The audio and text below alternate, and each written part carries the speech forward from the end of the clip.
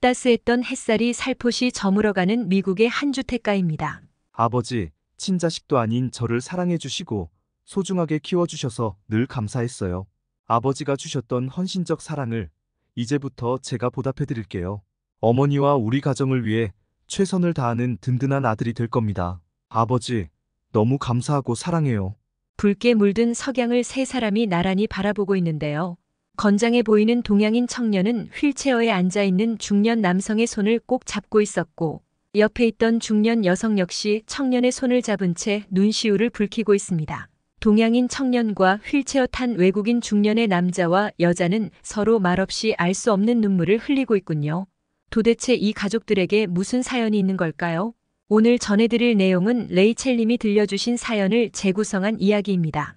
여러분들의 구독과 좋아요는 저에게 큰 힘이 됩니다. 안녕하세요. 저는 60대 초반의 중년 여성으로 오클랜드에서 살고 있는 린다 그라테라고 합니다. 저희 가족은 거동이 불편한 남편과 제 가족을 너무 사랑하는 든든한 제 아들 진우와 함께 살고 있어요. 지금부터 저희 세 가족의 기구한 운명과 슬프고도 아름다운 사연을 들려드리려 합니다. 우선 제 가족 이야기를 하려면 남편과의 만남부터 시작해야 될 것 같아요. 제 남편은 고장난 차를 손쉽게 고쳐내는 숙련된 정비사였어요.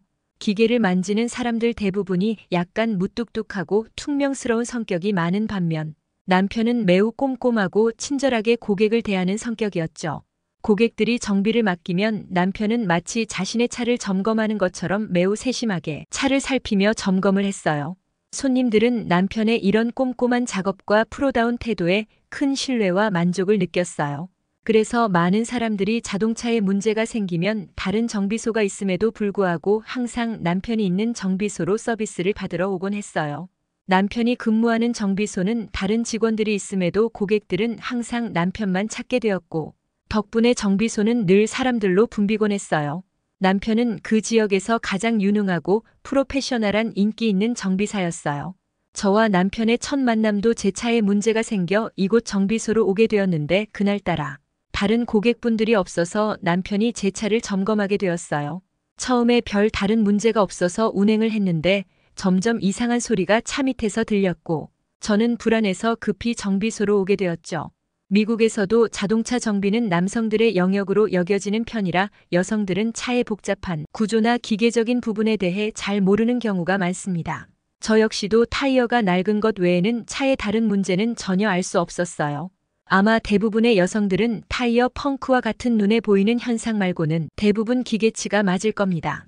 그날 남편은 제 차를 매우 꼼꼼하게 점검하며 주의해야 할 사항과 예기치 못한 고장이 생겼을 때 어떻게 대처해야 하는지까지 하나하나 친절히 설명해 주었어요. 남편은 얼굴과 손에 까만 기름때가 묻어 있었고 작업복도 더러웠지만 그런 것은 아랑곳하지 않고 오로지 제 차에 집중하고 있었어요. 제가 옆에서 자신을 쳐다보고 있는 것도 모른 채 오로지 고객의 차에 집중하는 그 모습이 굉장히 멋있어 보였어요. 흔히들 그런 말들을 하잖아요. 자신이 하는 일에 최선을 다하는 모습이 가장 멋있어 보인다는 말. 제 차를 점검하는 모습이 어찌나 진지하고 멋있어 보이던지 저는 묘한 매력을 느꼈어요. 나중에 알았지만 남편은 말수가 적고 장난스러운 말도 거의 하지 않는 과묵한 성격이었어요. 그런데 웬일인지 제 차를 고쳐주던 그날은 달랐어요. 이거 고속도로에서나 한적한 도로밤중에 고장났으면 큰일 날 뻔했어요. 더군다나 여성분이라서 더 위험할 수 있을 뻔했네요 라며 수줍은 미소로 제게 말을 건네더군요. 저는 그날을 계기로 주위 사람들에게 차량 점검이 있으면 남편이 있는 정비소를 추천했고 남편은 그 정비소에서 예약을 하지 않고는 점검을 받지 못할 정도로 지역 내 가장 인기 있는 정비사가 되었죠. 그리고 남편은 따로 독립을 해서 작게나마 자신의 카센터를 개업하게 되었고 가게는 언제나 손님들로 붐볐어요.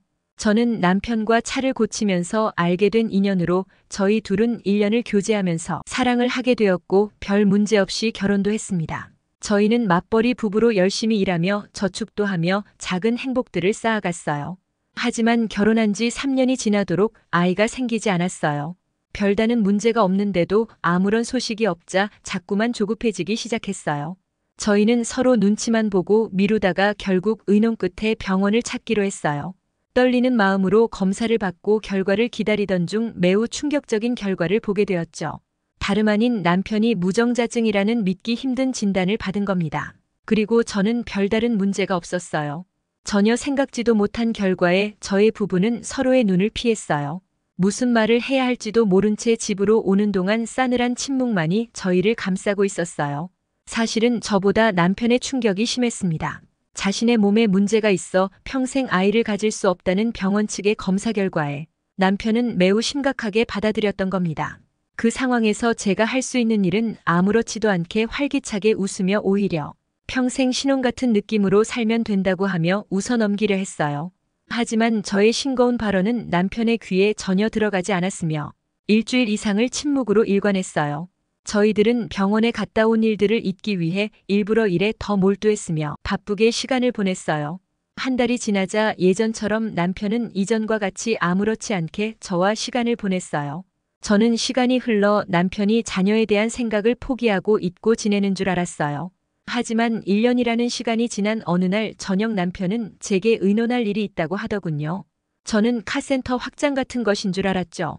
하지만 뜻밖에도 남편은 조심스럽게 입양을 하고 싶다 말하며 저의 얼굴을 쳐다봤어요. 저는 병원에서 아이를 가질 수 없다는 진단을 받고 의외로 빨리 자녀에 대해서 포기를 했었어요. 하지만 남편은 지난 1년 동안 혼자서 많은 생각들을 한 모양이었습니다. 사실 저도 어느 순간 집에 돌아오면 아이 울음소리나 엄마 아빠 하는 외침을 듣고 싶었던 게 사실이었어요. 하지만 자칫 잘못 얘기를 했다가 남편에게 상처를 줄 수 있다는 생각에 표시를 내지 않고 있었거든요. 때로는 우울하고 공허하고 삶이 무료하게 느껴질 때가 종종 있었기에 남편의 제안이 오히려 더 기뻤던 게 사실이었어요. 저희 부부는 일주일의 고민 끝에 보육원에서 여자 어린애를 입양하기로 합의를 봤어요. 보육원으로 가는 동안 저와 남편은 매우 설레고 가슴이 떨렸어요. 어떤 예쁜 애가 우리 딸이 될지 너무 궁금했었거든요. 보육원에 도착한 순간 저희들은 너무 놀라웠습니다. 부모 없는 애들이 그렇게 많이 있다는 게 믿기지 않을 정도였어요. 하나같이 맑고 순수하고 예쁜 어린애들이 저마다 무슨 사연으로 부모 없이 보육원에 오게 되었는지 그 아이들을 볼 때마다 가슴이 매우 아팠습니다. 저희는 되도록이면 밝은 성격의 외향적 5살 전후의 여자아이를 생각하고 있었어요. 물론 저희 입맛에 맞는 여자애가 있을지는 몰라도 우선 생각은 그렇게 하고 있었어요. 다행히도 그 보육원에서는 저의 부부가 원하는 그런 예쁜 여자 어린이가 몇 명이 있었어요. 보육원에서 여자 어린이만 쳐다보고 있던 중 한쪽에서는 남자아이들이 소리를 지르며 열심히 공놀이에 몰두하고 있었어요. 남자애들은 축구를 하고 있었는데 때마침 공이 구석진 스탠드 쪽으로 굴러갔는데 그곳에 혼자 생각에 잠겨있던 어린 소년을 발견했어요. 외관으로만 봐도 미국인이나 유럽인이 아닌 동양인 소년이었죠. 남자애들 모두가 공놀이나 다른 운동을 즐기고 있었을 때 그 소년은 계속해서 담장 너머 외부로 시선을 돌린 채 생각을 깊게 하는 것 같아 보였어요. 그 모습을 보는 순간 묘한 감정이 생기며 저 소년에 대한 궁금증이 생겼어요. 보육원 관계자분에게 물어보니 소년은 한국인이었고 미국으로 이민을 온 부부가 교통사고로 사망하자 아무 연고와 친척이 없어서 이곳으로 오게 되었다는 설명을 해줬어요. 여기 보육원에 들어온 지는 10개월 정도가 되었다는 말과 함께 굉장히 생각이 많고 내성적인 아이라고 귀뜸을 해줬어요. 저는 관계자의 말을 듣고 그 소년을 주의 깊게 지켜봤어요. 남편은 저에게 귀속말로 어떤 애가 당신 마음에 드냐고 물어봤지만 저는 그 소년의 모습을 보느라 다른 애들에게 신경이 가지 않았어요. 소년은 촉촉한 눈매와 슬픔이 가득해 보였고 진지한 표정과 생각에 잠겨있는 우수어린 얼굴을 하고 있었어요. 소년은 생각에 잠겨있다 고개를 돌리는 순간 저와 눈이 마주치게 되었어요. 그러자 자리에서 일어나 어디서 배웠는지 아주 공손하게 90도로 허리를 숙여 인사를 하고는 다시 자리에 앉아 먼 곳을 바라보았습니다. 그 모습이 굉장히 인상 깊었고 저는 소년에게서 눈을 떼지 못했어요. 처음 입양을 결심했을 때는 성격이 밝고 외향적인 예쁜 어린 소녀를 딸로 맞이하려고 했었죠. 하지만 그 소년을 보는 순간 저는 더 이상 여자 어린이들이 눈에 들어오지 않았어요. 아무 이유도 없었고 그저 그 소년이 저에게 강하게 끌려왔다는 이유 말고는 없었어요. 저는 바로 결심을 했어요. 이것저것 생각하지도 않고 처음 계획한 것과는 다르게 남편에게 여보, 저 입양할 아이를 찾았어요 하고 남편에게 조용히 말을 했어요. 남편은 살짝 미소를 지으면서 어느 공주님일까 하고 말을 하는 순간 저는 저기 앉아있는 소년을 제 아들로 입양하고 싶어요. 순간 남편은 전혀 생각지도 못한 제 의견에 당황을 했습니다. 보육원에 들어올 때까지만 해도 여자애를 입양한다고 생각을 하고 있었는데 난데없이 남자애로 선택을 하니 당연히 당황할 수밖에 없었겠지요. 남편은 저에게 무슨 말을 하려는 순간 저는 여보 아무 말 하지 마세요. 무슨 말을 하려는 것도 알아요. 그런데 오늘 저 아이를 데려가지 않으면 평생 미안함과 후회로 살 것 같아요. 당신과 의논했던 여자애를 입양하겠다는 약속은 못 지켜서 미안하지만 저는 저 애를 반드시 내 아들로 키워야 한다는 생각만 간절해요. 남편은 물끄러니 제 눈과 얼굴을 쳐다보더니 잠시 후 그렇게 하자며 저의 생각에 동의해줬어요. 저희는 보육원에서 서류 절차를 밟고는 소년을 차에 태워 집으로 왔습니다. 소년은 보육원을 떠날 때에도 나이에 맞지 않게 정중하게 고개 숙여 인사를 했고 친구들과 작별을 할 때도 조용히 손을 흔들며 저희들을 따라 오는 모습이 대단히 인상적이었어요.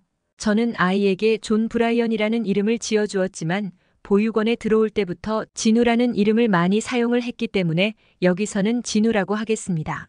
그렇게 우여곡절 끝에 저의 집에 오게 된 진우는 처음 본 것처럼 내성적이고 낯가림도 많았어요. 진우는 어린 나이지만 저희들이 자신의 친부모가 아니라는 것을 알아서인지 일상생활 속에서 굉장히 눈치를 많이 보고 저의 부부의 기분을 살피는 것 같았어요. 저는 개인적으로 진우가 오히려 떠들고 사고도 쳤으면 하는 바람이었지만 그건 어디까지 제 욕심이었어요. 생활 환경이 바뀌고 저희가 부모의 역할을 대신해야 한다는 것을 알고 있던 진우는 언제나 예의 바르고 조용하게 지내려 했어요. 그런 진우를 볼 때마다 어린아이 특유의 밝고 활기찬 모습이 사라지고 늘 침울하고 깊은 생각에 잠겨있는 듯한 모습이 안타까웠습니다.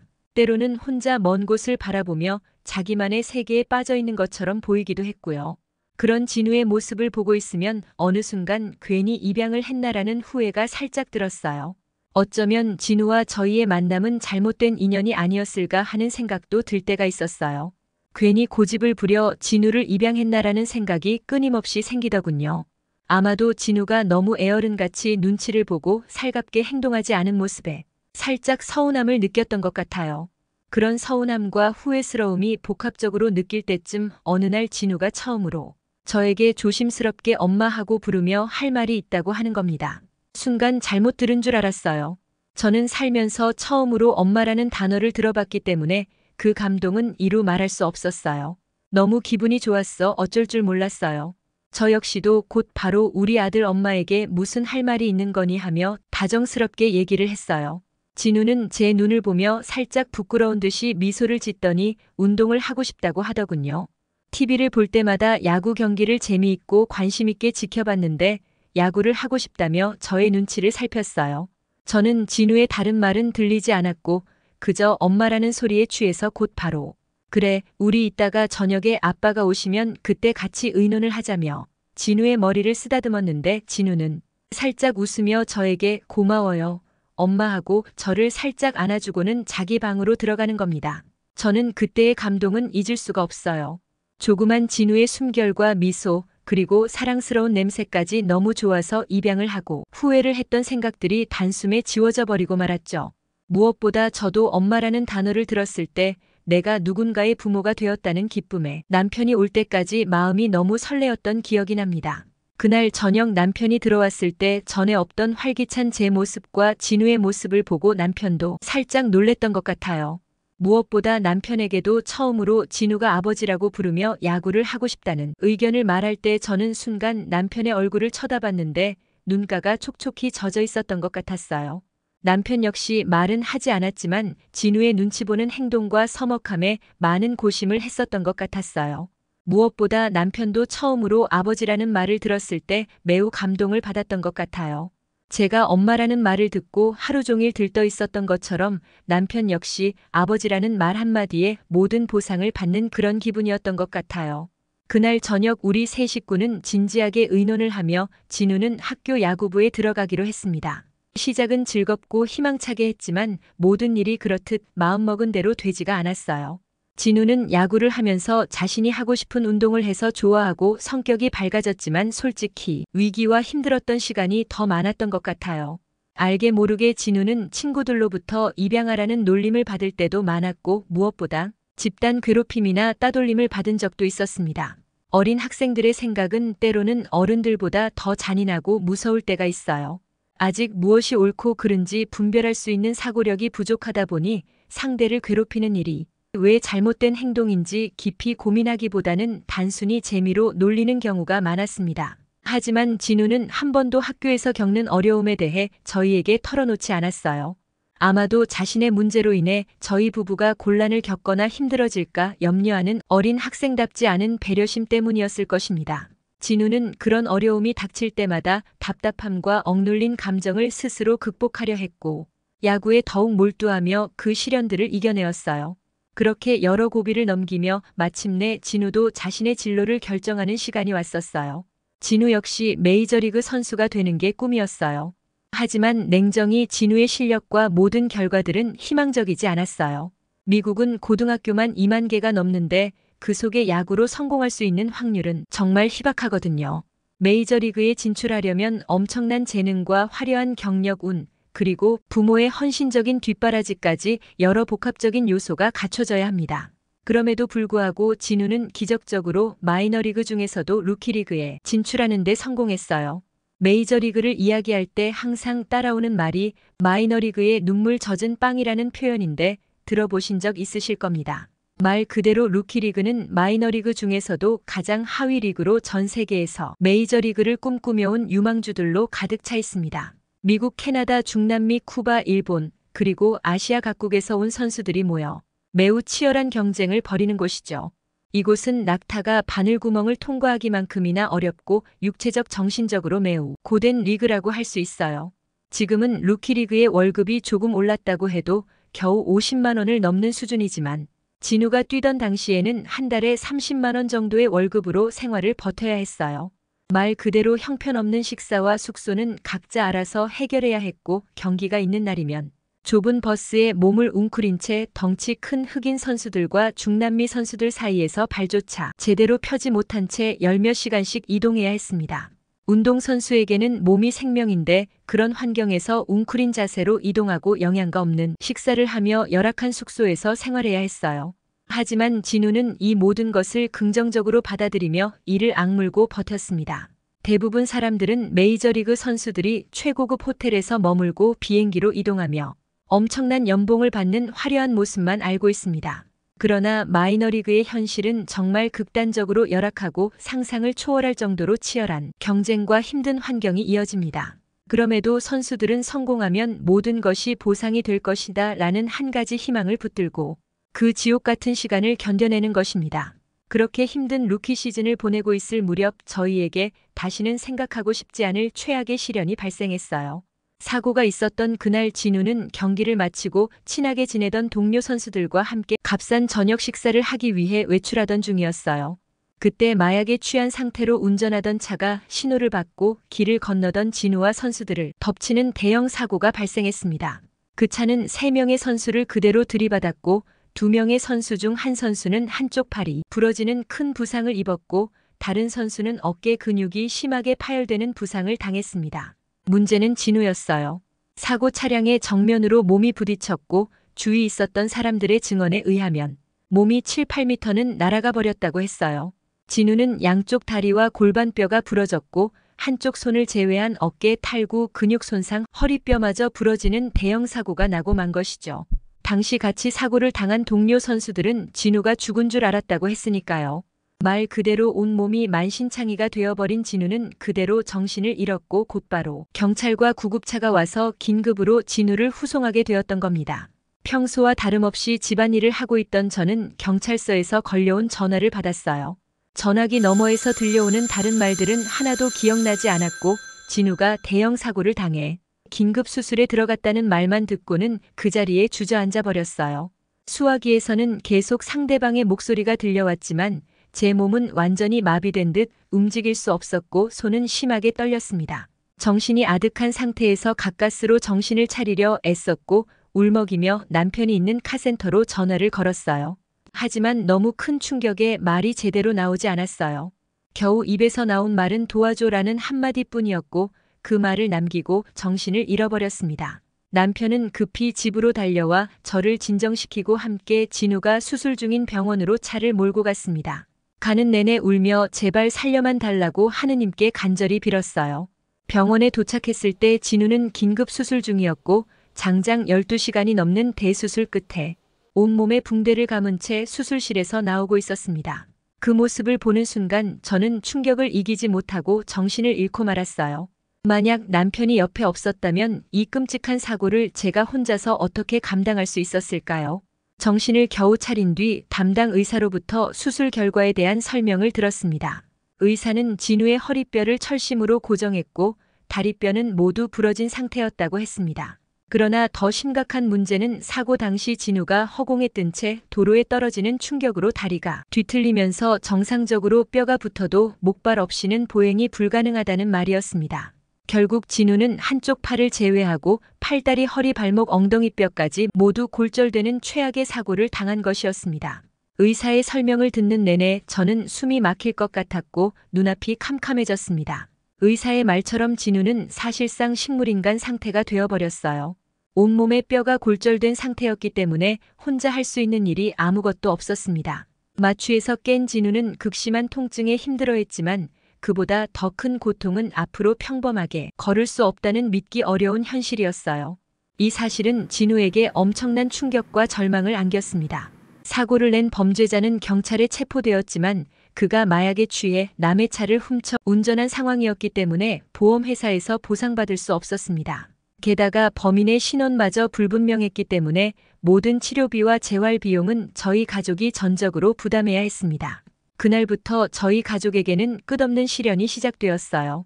진우는 수술실에서 나온 순간부터 자신과의 싸움을 시작했고 저희 부부는 모든 일을 뒤로하고 진우의 재활에 매달려야만 했습니다.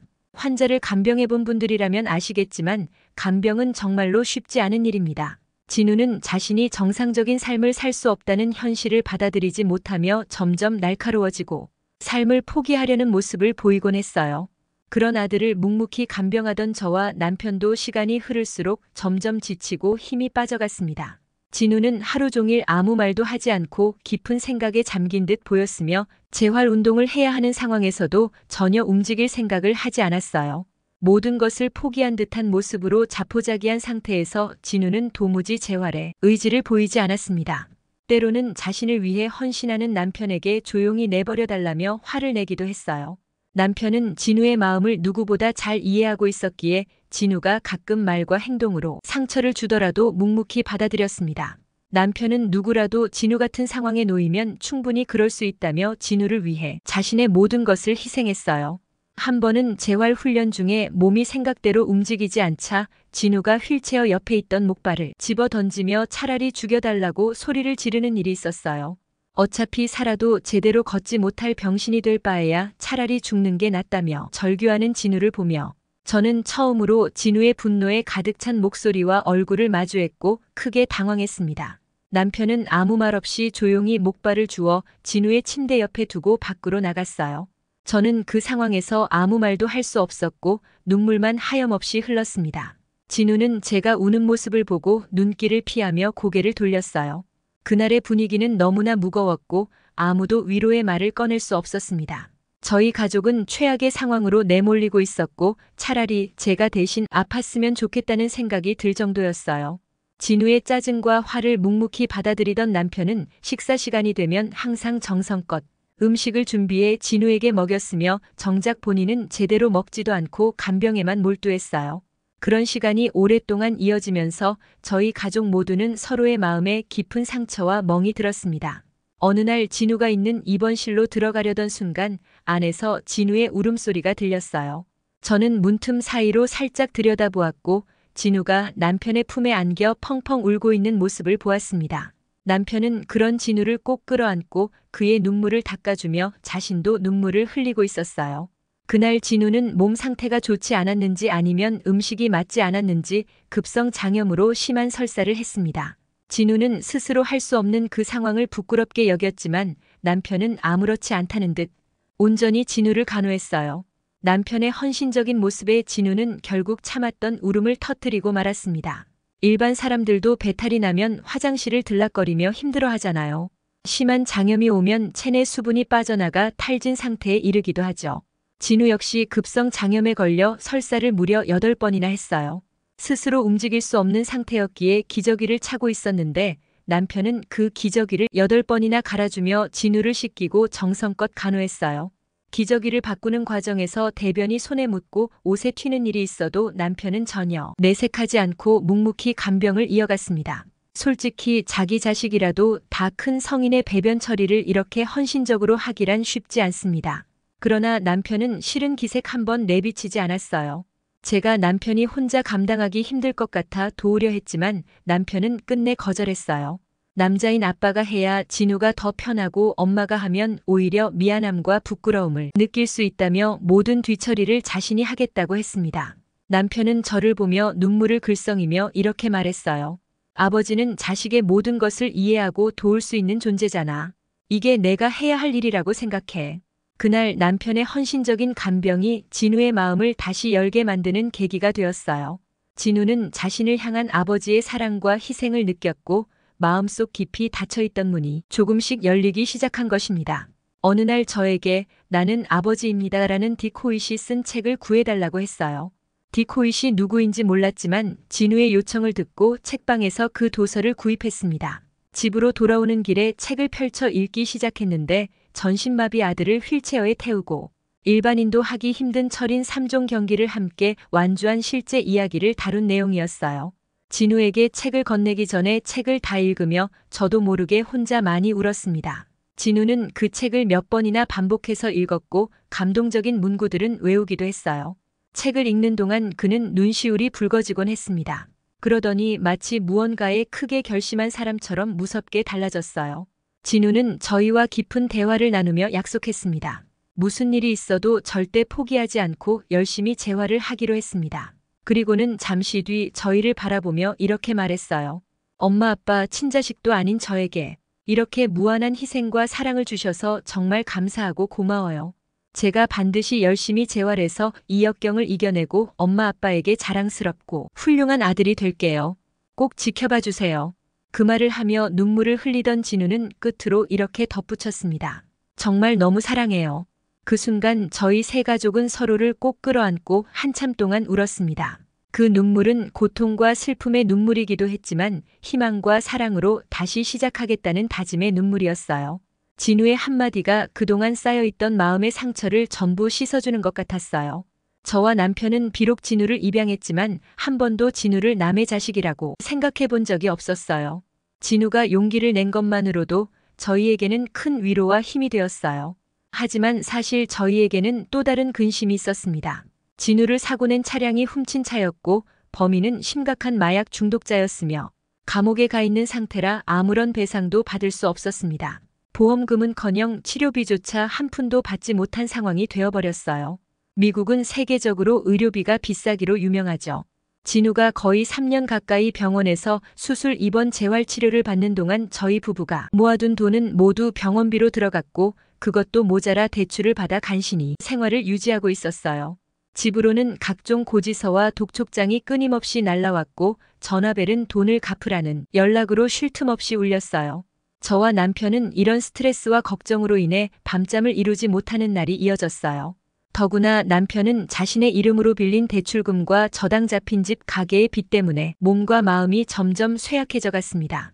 정신적 압박감이 극심했음에도 불구하고 진우의 재활치료를 도와야 했기에 남편의 건강 상태는 더욱 악화되었어요. 남편은 피로와 스트레스로 체력이 크게 약해져 있었지만 가족을 위해 한마디 불평도 하지 않고 모든 걸 감내하고 있었습니다. 이 모든 상황이 저희를 힘겹게 했지만 진우를 포기할 수 없다는 마음만이 저희를 버티게 하는 유일한 힘이었습니다. 남편의 정성어린 간병이 결실을 맺었는지 진우는 점차 회복되어 절뚝거리며 걸을 수 있게 되었어요. 그 모습을 보며 희망의 빛을 다시 보나 했는데 운명은 또다시 저희를 가혹하게 시험했어요. 대출 독촉 전화를 받던 중 남편이 전화를 끊자마자 쓰러져 버렸습니다. 급히 병원으로 이송되었고 급성 뇌출혈 진단을 받아 긴급 수술에 들어가게 되었죠.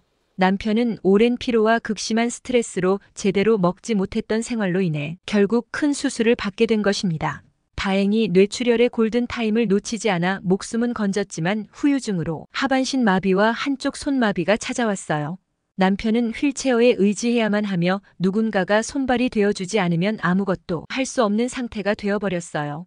그때부터 저는 초인적인 삶을 살아야만 했습니다. 돈이 될 만한 일이라면 어떤 일이든 가리지 않고 몸이 부서져라 일을 했어요. 주변의 시선이나 부끄러움은 생각조차 하지 않았어요. 수치심은 사치에 불과했죠. 하루에 4시간도 제대로 못 자며 온갖 일을 했지만 생활비와 연체된 대출 이자 병원비가 끝없이 들어가는 상황에 더해 남편의 쇠약한 모습을 볼 때마다 제 마음은 점점 무너져갔어요. 사람이 극한 상황에 몰리면 더 독해진다고 하지만 저는 점점 약해지고 있었어요. 다행히 그때 진우가 병원에서 재활을 완전히 끝내고 집으로 돌아왔습니다. 비록 절뚝거리며 일반인처럼 걸을 수는 없었지만 혼자 힘으로 대부분의 생활을 할 수 있다는 사실이 저에게 유일한 희망이었어요. 진우는 스스로를 돌보며 저를 조금씩 도와주기 시작했고 그 모습에 저는 무너질 뻔한 마음을 간신히 다잡았습니다. 그나마 가족 안에서 피어난 작은 희망의 불씨가 저를 다시 일어서게 하는 힘이 되었어요. 어느 날 무심코 거울을 보았을 때 제 모습이 너무 많이 변해 있었어요. 볼살은 움푹 패였고 피부는 윤기를 잃었으며 머리카락은 어느새 하얗게 변해 있더군요.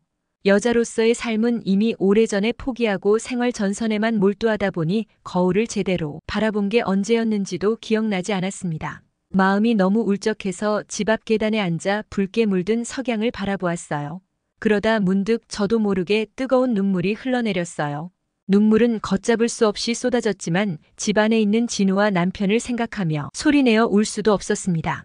나에게 왜 이렇게 불행한 일들이 끝도 없이 밀려오는 걸까? 누구에게도 털어놓을 수 없고 주위에 의지할 사람도 친구도 없었습니다. 그나마 위로가 되었던 건 눈앞에 펼쳐진 저녁 노을의 아름다움 뿐이었어요. 그렇게 석양을 바라보며 눈물을 흘리던 중 누군가 제 어깨를 감싸는 손길이 느껴졌어요. 돌아보니 손수건을 내미는 진우의 손이었습니다. 진우는 제 눈물을 닦아주며 조용히 말했습니다. 엄마, 많이 힘드시죠? 다 알아요. 지금 엄마가 얼마나 힘들고 외로운지 그 마음 너무 잘 알아요. 저를 위해 모든 걸 바치신 엄마와 아버지를 제가 왜 모르겠어요? 이제부터는 엄마의 무거운 짐을 제가 전부 받아서 덜어드릴 거예요. 진우도 감정이 울컥했는지 목소리가 많이 젖어 있었어요. 보육원에서 저를 데려와 키워주시고 사고가 나서 긴 재활 기간 동안 아무 말 없이 저를 위해 희생하신 엄마와 아버지의 은혜는 제가 어떻게 갚아도 부족해요. 혈흔도 한 방울 섞이지 않은 저를 위해 끝없는 헌신과 사랑을 주신 엄마 아버지를 만난 것이 제게는 과분한 복이었다고 생각해요. 저 역시 두 분께 헌신하며 살아갈 겁니다. 너무 사랑하고 또 감사해요, 엄마. 그 말을 듣는 순간 그동안의 모든 고통과 외로움이 눈물과 함께 흘러내리는 것 같았어요. 진우가 말을 이어가는 동안 제 가슴은 뜨거운 감동으로 차올랐고 눈물은 멈출 줄 몰랐어요. 이렇게 착하고 사랑스러운 아들이 제 곁에 있는데 조금 전 혼자라고 느꼈던 제 자신이 부끄러웠습니다. 진우의 품에 잠시 안겨 울고 나니 마음이 한결 가벼워졌습니다. 진우의 따뜻한 손길과 진심 어린 말이 저를 위로했고 저는 그 자리에서 모든 슬픔을 내려놓고 다시 일어설 힘을 얻었습니다. 그날은 제 인생에서 가장 깊은 상처와 가장 따뜻한 치유가 함께한 순간이었어요.